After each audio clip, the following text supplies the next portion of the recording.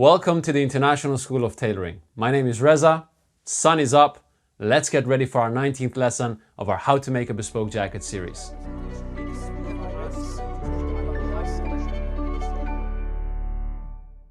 In our previous lesson, we learned about the edge to fold transfer. In this lesson, we're going to prepare the fronts, the back, and the sleeves of our jacket for a base fitting. And to put things in perspective, we're going to apply the edge to fold transfer on the forearm seam of our top sleeve. If you're looking for an internship, you have to be able to bring value to a workshop. You can't just go there and expect them to teach you. Even though a workshop is a great place to learn, its main purpose is to produce, not to teach. So you have to be useful. If you can go to a tailor and say, I know how to prepare backs, sleeves, fronts for a fitting, they're more likely to take you on. So let's learn how to do this.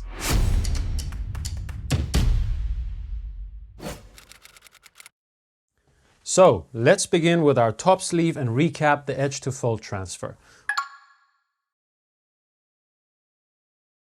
When we cut out our material, the surface of our material is flat. There is no shape in it. When we fold this flat surface, we get a straight fold because there is no shape on the surface. We want the fold of our forearm seam to have the same shape as the cut edge, which is a concave line. So we basically want our fold to be a concave fold.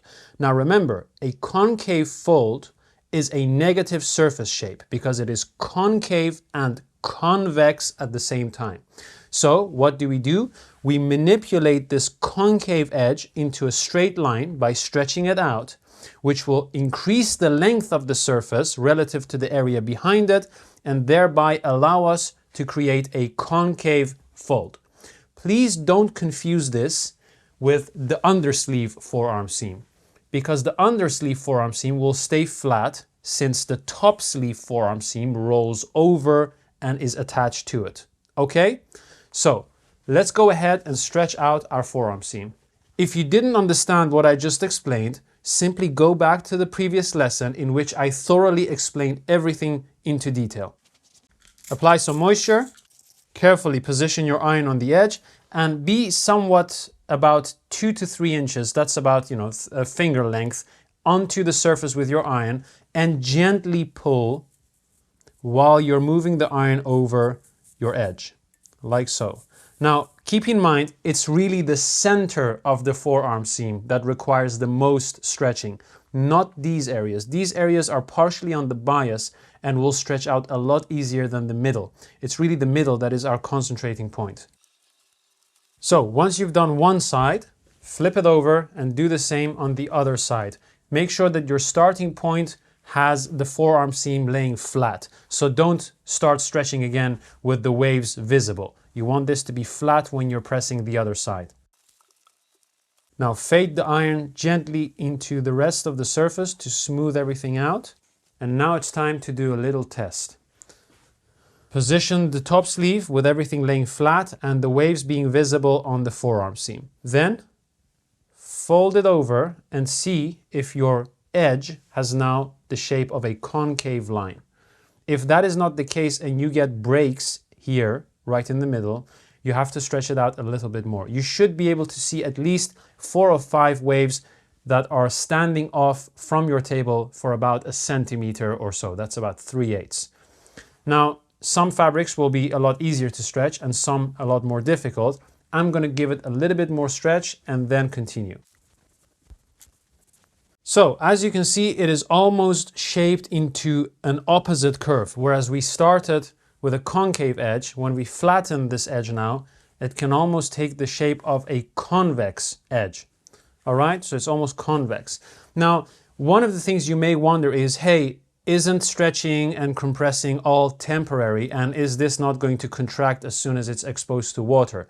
The answer is yes, it will contract, but stretching can be made more permanent than compression. So what I would do is to apply water a few times on this edge to make sure that it doesn't have any more contraction in it until I'm 100% certain that I can stretch and have the peace of mind that it's going to stay like that.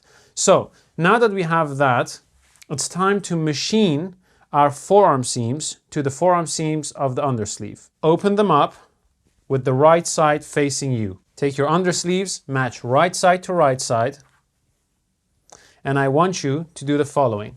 Mark a chalk line on your mark stitches and follow the grain. You can see that the grain is distorted going upwards. So don't mark a straight chalk line like that if you can see that your grain is distorted. You can also do this before you do the stretching. Once you've marked the chalk line, add a seam allowance in, that's about 1 centimeter, so 3/8, and make a mark there. I want you to do the same on the undersleeve, so mark a line. Here you can do a straight line. Seam allowance off, and then match the intersection of your seam allowance and your chest line with the intersection of your seam allowance and chest line on the top sleeve, like so. So that cross has to match, and I want you to put a pin right there. Okay? So that means that when you machine everything, your chest lines are matching. Now, what I also want you to do is the same right at the bottom. The pattern of our sleeve has incorporated exactly how much length you need to do a correct false forearm. So, to prevent any overstretching, you can simply align the seam allowances of the bottom as well to not end up with a cuff mark that is 1/2 inch lower than that of the other.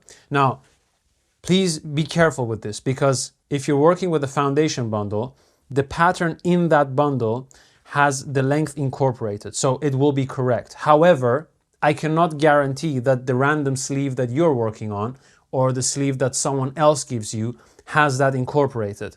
When I was apprenticing and I was doing this, the forearm seam at the cuff would always end up a lot lower than that of the undersleeve, and that was normal because the pattern didn't have that incorporated. But in our case, with our bundle, it will be incorporated.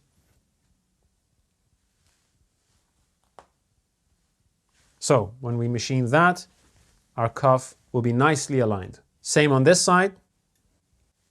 Match the center of the cross. And now it's time to go to the machine. Take your sleeves and bring the undersleeve upwards. We're going to follow the edge of the undersleeve because that edge is not stretched out, so you could say that it's not as distorted as the edge of the top sleeve. It should give us a more accurate line to follow. Also, I'm using a white thread for a contrast so that you can see exactly what I'm doing. Of course, you would use the same color as your fabric for professional results. The stitch length that I recommend is between 1.5 to 2 millimeters. Any bigger than that would look slightly unprofessional. So, let's do this. You should know what a seam allowance is without having to mark it. A good way to see that on your industrial machine is to have 5 millimeters sticking out of the edge of your foot. On a domestic machine, you may actually have a line that says 1 centimeter or 3/8 of an inch. Anyhow, you should know that because you don't want to be marking your seam allowances for every single seam that you're machining. It will take a lot of time and may not actually increase that much to your accuracy. So let's do this. Start at the top, no back tacks needed. Needle in and match your edges as you're moving forwards. Hold everything well down and machine. When you get close to the pin, remove the pin. And now I want you to really match your edges well. Make sure nothing is going underneath it. They should match and you should see both edges while you're sewing. Then, if you have pinned the bottom of your forearm seam, give it a little bit of a pull so that both edges are now the same length, okay? And then hold your hands on top of the area that you're working on and repeat this while you're moving downwards.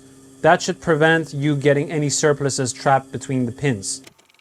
When you get close to the bottom, remove your pin and go all the way down.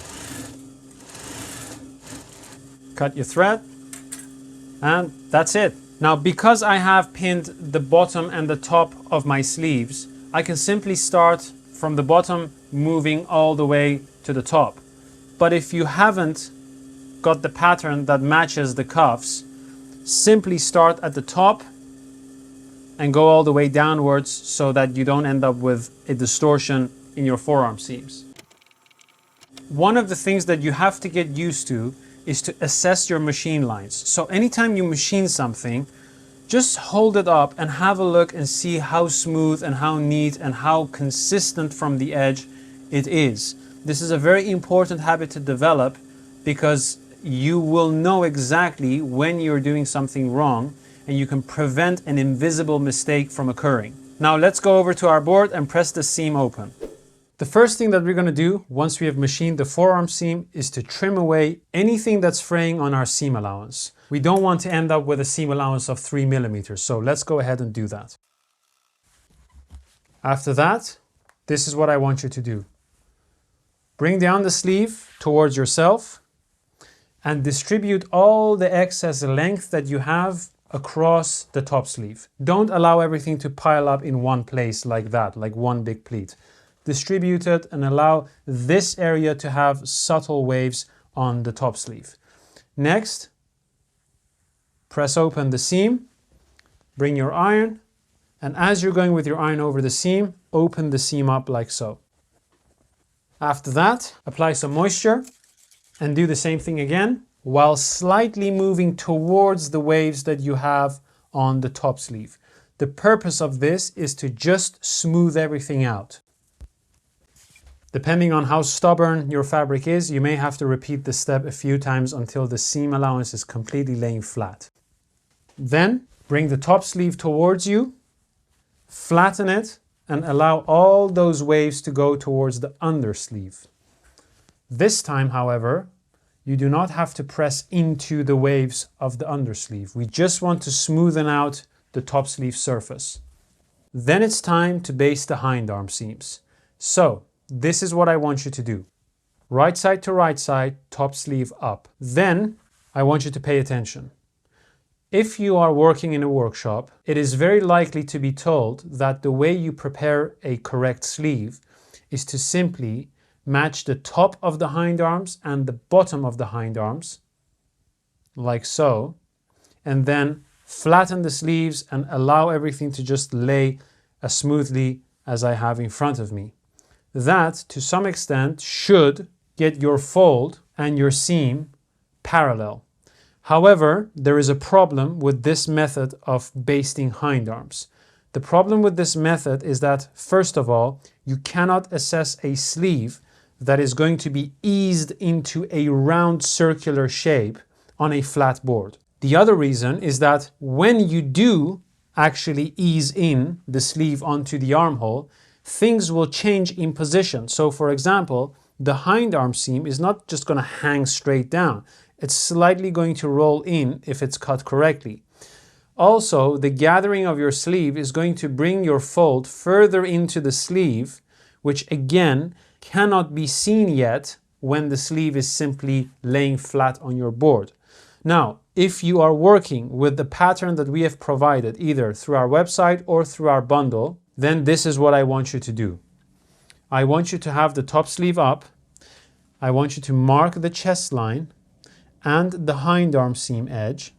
And then I want you to mark 3/8 inwards, like so. Then I want you to do the same on the undersleeve. Mark the chest line, hind arm seam, seam in. Match the middle of the cross of the top sleeve to that of the undersleeve, pin.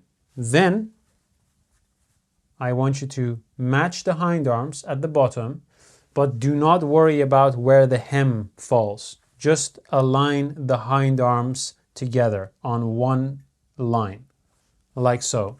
Flatten everything and smooth it out. Put a pin there. Once you've done that, it's time to match the hind arms between our two pins. Last but not least, it's time to match the top part of the hind arms together, and for that, you're likely going to bring your top sleeve inwards. Pin, you can even bring this up here. Now, when you look at this from the other side, you will see that the seam and the fold are not running parallel yet. Our seam at the top is almost right on the fold, whereas here it's further in. You might be thinking that the sleeve is cut incorrectly, but once we gather this area, and I'm going to show that to you flat on the board, before we put the sleeve in, you will see that the gather will bring this upper part inwards and make the run of the seam and the edge of the fold a lot more parallel to one another. As for now, simply baste the hind arm by starting right at the top and basting 1 centimeter in from the edge of the mark stitch all the way down. Your stitch length should be around 1 centimeter. That's 3/8 of an inch. So make a knot, start at the top, fasten on once, and baste down all the way to the bottom with a stitch length of 1 centimeter and a distance of 1 centimeter, 3/8 from the edge of your pattern, which is the mark stitch. After that, it's time to flip the sleeve over and do a top stitch on the hind arm. Now, I highly recommend you use a sleeve board and do the following. Put your sleeve inside the sleeve board while having all the inlays going towards the top sleeve, like so. So if I would fold this over, all the inlays are towards the top sleeve. Then I want you to thread your needle, make a knot, open up the seam so that everything is laying flat, and then start right at the top, close to the seam with a knot, back tack once, baste with a stitch length of 3/8 all the way down. As you're basting, you're going to go through all the layers. That means the inlay of the top sleeve and the undersleeve. Back tack, cut your thread, and now it's time to press your seam. Keep it like this on your sleeve board. Don't start at the top, start at the bottom, and while you're pressing, simply move it over and press the rest.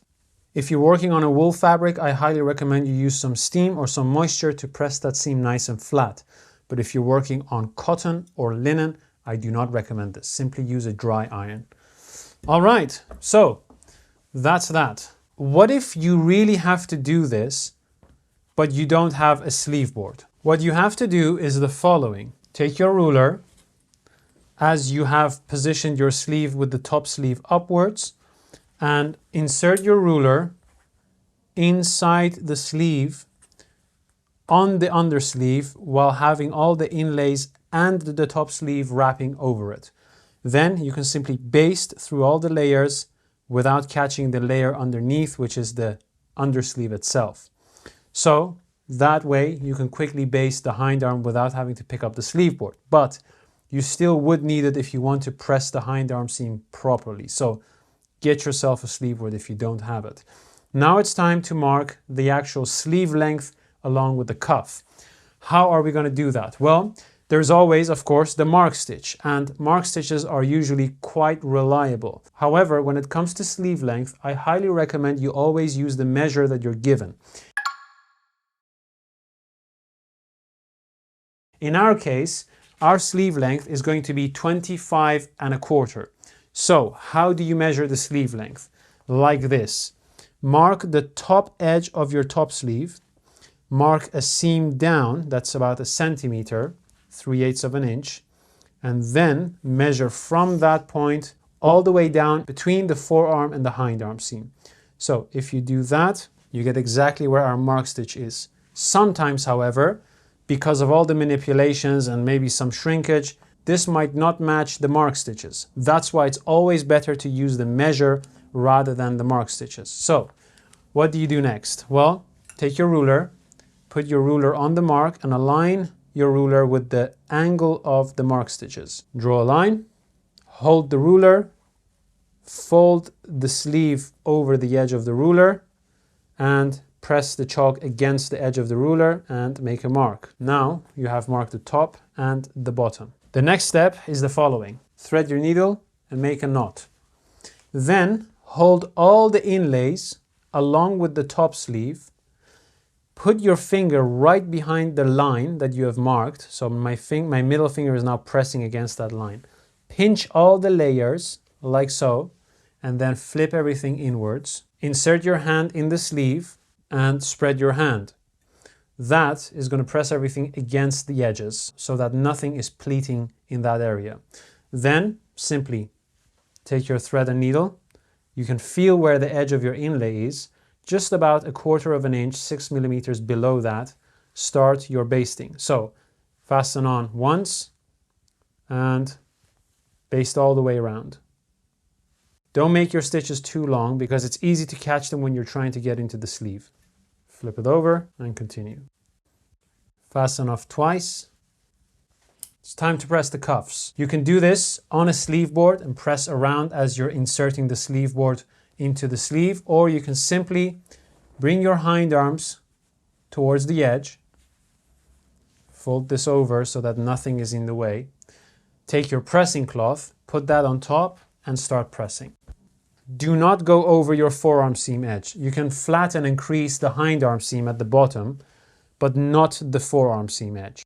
That's it. Now, if you've done everything correctly and the sleeve is cut correctly, which in this case it is, you can bring the hind arm all the way to the edge, like so, flatten the sleeve, and the sleeve should be there without any creases, pulls, drags, or twists. It should just lay flat. Now, keep in mind that I did mention it's not a correct way of assessing. What's actually going to happen is that the hind arm is actually going to roll a little bit inwards as we ease the undersleeve into the armhole, and at the same time the forearm seam is going to roll inwards as well while we gather the front of the sleeve run. Okay, that is all going to change the way the sleeve will rest on the board. We're going to get to that later on. So as for now, let's mark the sleeve run and run a basting stitch through it.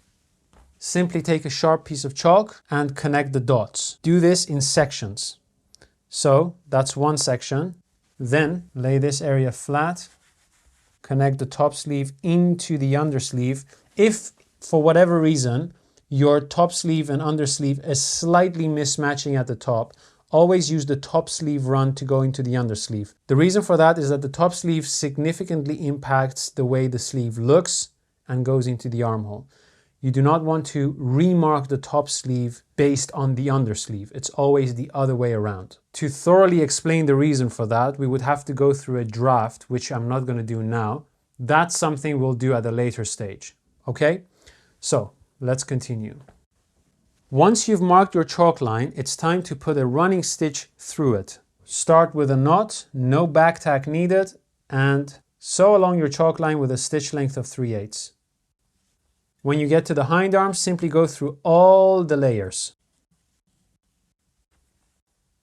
Once you're done, simply do a back tack, cut your thread, and that's it. When you're done completely, your chest lines should match on the hind arm, the forearm. So if this was a check jacket, all your checks would be matching. The cuffs, more or less, are matching, but there are some distortion tolerances there. And your sleeve should be able to lay flat with your forearm seam edge as smooth as possible. The top has a narrower fold than the bottom. This will change once we get to gather the undersleeve and the top sleeve run before we put it into our armhole. As for now, I'm going to do exactly the same with the other sleeve, and then we can continue with the preparation of our foreparts.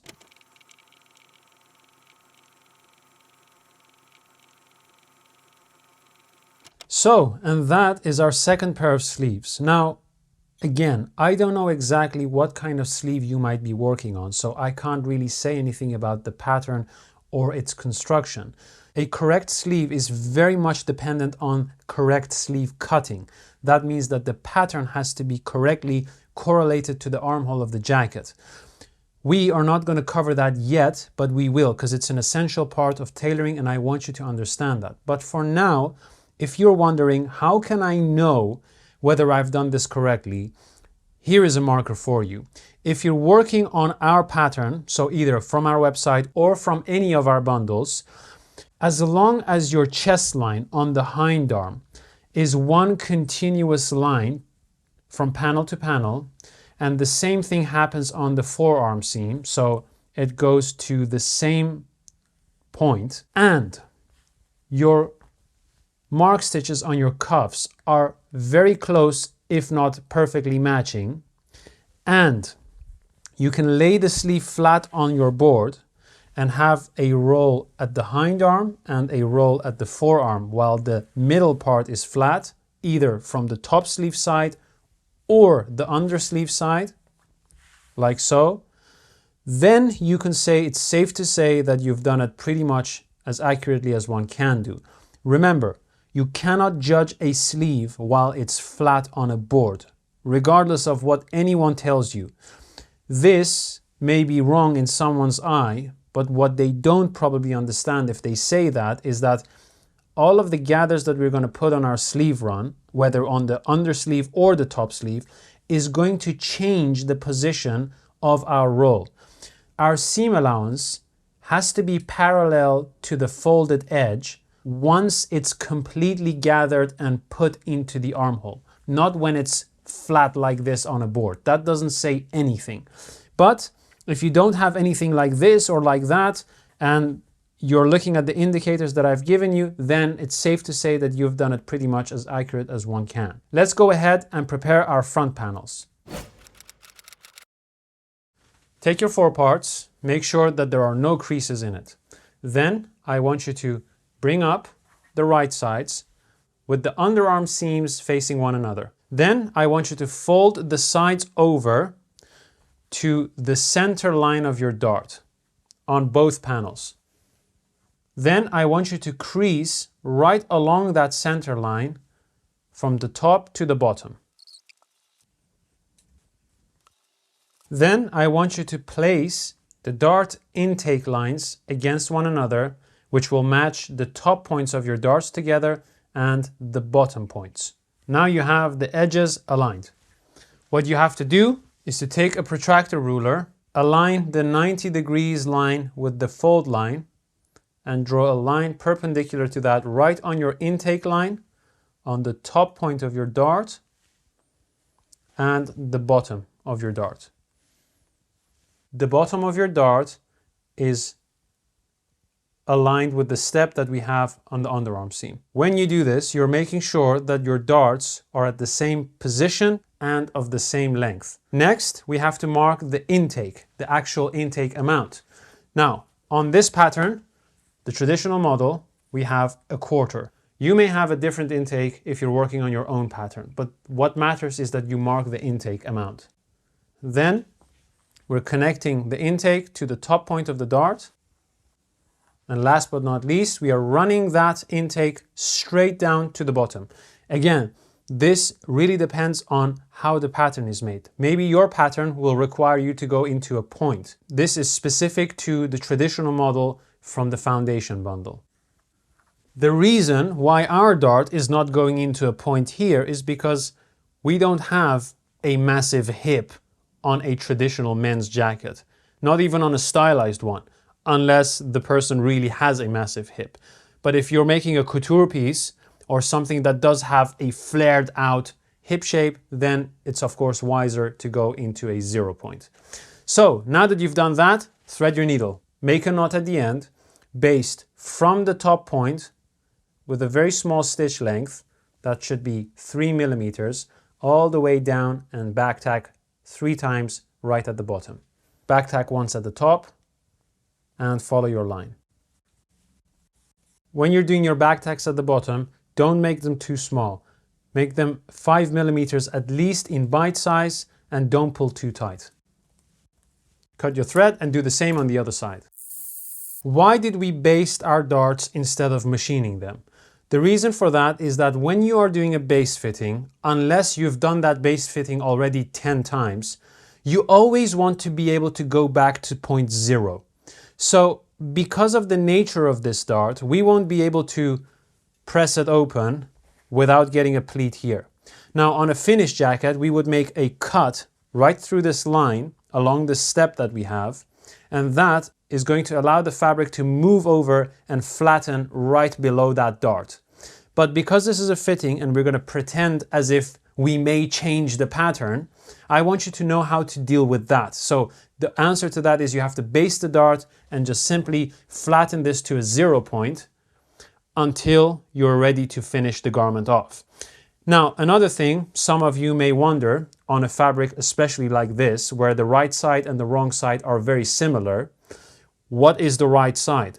Usually when you buy your fabric, it is rolled up so that the right side is hidden inside and the wrong side is facing you, is showing up. If you've played around with that fabric and you can't tell, then that probably means that you can use the fabric on both sides. Although a lot of times the right side does have a more finished look than the wrong side. So either it has more texture and the other side is very flat, or the weave is slightly different, so the diagonal lines are not as pronounced if you're working with a twill or whatsoever. An easy way to just remember what the right side is when you are cutting out your materials, and for example you're cutting out your jacket, you have probably been marking on the wrong side. So where you see your chalk lines, that means that that's the wrong side. You can also simply put an X on both wrong sides to remind yourself that that's the wrong side. So be careful that you don't pull out any mark stitches when you're doing the bastes. And now it's time for us to press the darts open. So let's do this one by one. Flatten the front edge, put your iron on, and gently introduce the iron on the dart. You see this bubble here? Don't flatten it, don't push it to the side. Just go with your iron over the dart. That's it, nothing more, nothing less. And as you're going over the dart, just pull your seam open so that you don't have a bigger pleat than you have to. Now, when you reach the bottom, this is what I want you to do. Flatten the bottom, okay, like so, and then pull while you have the iron in front of the fabric, in front of your dart. Pull with your hands in the opposite direction, and then go with your iron over this little pleat. It will pleat your dart into a 0 point. If you're using linen, do not use water, please, because water will permanently crease linen and it will be very difficult to take it out. With wool and other materials, you can easily press with water. Cotton, again, is also very difficult to work with, so don't use water on cotton and linen. You can perfectly, at this moment, press this area flat and go all the way to the side, like this. All right? Don't try to do anything with this length that we have. That's a byproduct of the dart. Then we have the bubble at the chest. Simply push it at the top point, towards the top point of the dart, and smooth out the area next to it. What you should have in front of you has to resemble something like this. So pretty flat at the bottom here. You may have a small bubble, but that's nothing. You have some length right at the side and a small bubble right at the top. Okay? I'm going to do the same with the other side now. Once you're done, double check to see if they are very similar. Your dart should be facing the side, not the front. Okay? So that is pretty much our 4 parts prepared. It may be the case that over time this bubble becomes a bit bigger because the moisture in the air takes out that crease and relaxes the fiber. All you have to do is simply just press it and flatten it as much as you can until we are ready to finish the actual jacket. Another thing that you should be checking for is if you have forgotten to trim your inlays right in the beginning where we cut out our patterns, and see if you have left any more than necessary in some areas. So I've left this area, for example, a lot wider than the 2.5 inches that I instructed you. Now, you don't need any more inlay than necessary. So if you have left 3 inches of inlay, don't be messy and leave another 4 inches around the sides. Simply trim that back to the amount that you intend to have, which is in our case, 2.5 inches. That's much better. Unnecessary inlay will tighten up your work, it will make it bulky, and it's going to be a lot more difficult to have a nice smooth finish result. So let's do the back. Take your back and make sure that it has no wrinkles and creases. Preparing a back with a center vent is very easy. All you have to do is 2 things. Fold it over like so, so that your shorter inlay is covering the wider inlay, like so. Okay? Now, we're going to do a lap stitch. That's a top stitch, basically, that goes all the way to where the vent starts. And we're going to do that through all the layers. Once we reach this point, we're going to do a back tag here, going across the surface. Then we're going to baste this inlay down to itself so that it's not attached to the area underneath it. That should allow it to move freely over. All right? So thread your needle, make a knot at the end, and I want you to start basting right above the neckline mark stitches. So that's about 5 millimeters above your neckline. Back tack 3 times. There's going to be a lot of pressure on this point. The reason why we don't start right from the very edge is because we need to have some room for this to open up to prevent any tightness from happening. Slightly lift up the back so that you can lay this working area completely flat. If your pattern creates a big bubble and you have this shape going on, it means that you have too much round on your center back. Too much round on your center back means that you have a very round line right here. That is usually not correct. We'll get to that later on, but just keep that in mind. So let's baste down. We're going to be very close to the edge and our stitch length is going to be 3/8. That's 1 centimeter. So once you reach the bottom, or at least the end point of our basting line, what I want you to do is take your vent and crease your vent along the mark stitches. If you're working with a sensitive fabric that may be prone to shine, simply use a pressing cloth. But because this is just a demonstration that I'm doing, I won't be doing it. Next, align your mark stitches together. So the mark stitch of your shield piece with the mark stitches of your vent crease, like so. You can just simply lift this up so that you can flatten this entire area. And then, while these are matching, I want you to stitch into the surface, catching everything underneath it to do your vent tack. So it's going to look like a padding stitch.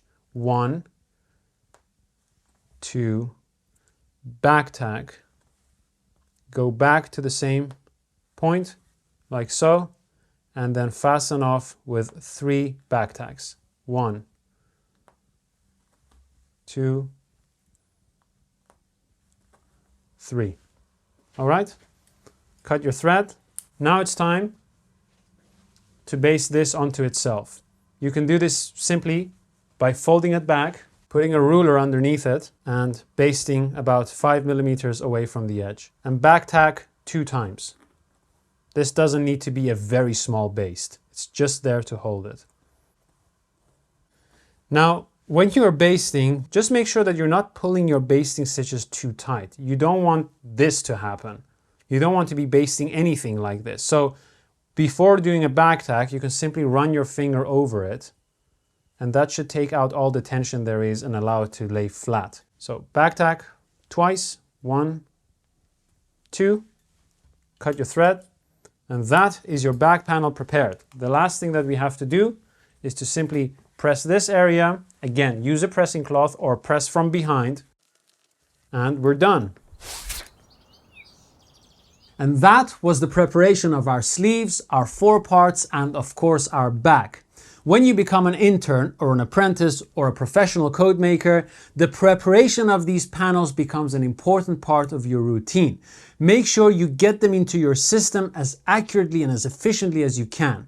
Now, something extremely important that I want to mention to you. The pattern that you use to follow along with these lessons is going to make or break your experience. If you've already got one of our bundles, you'll have the same pattern that I use in these lessons already included in that bundle. But if for whatever reason you don't have the bundle and you'd like to work with your own materials, I highly recommend you download the pattern that I'm using in the videos from our website. Why do I think that that's an important thing? Well, there is a lot that I cannot control. The one thing that I want to achieve is for you to learn code making in the best possible way. If you hit a barrier in between these lessons because of a weird pattern, I don't have control over that and I can't help you with that. So the best thing to do is to follow along with exactly the same pattern as I have so that you can go through all these lessons smoothly and not think about, oh, why did this go wrong? Is it the pattern? Is it him? Is it the lessons? Is it the techniques or whatsoever? So download our pattern and enjoy this journey. My name is Reza. This was today's lesson and I look forward to seeing you in the next one. Take care.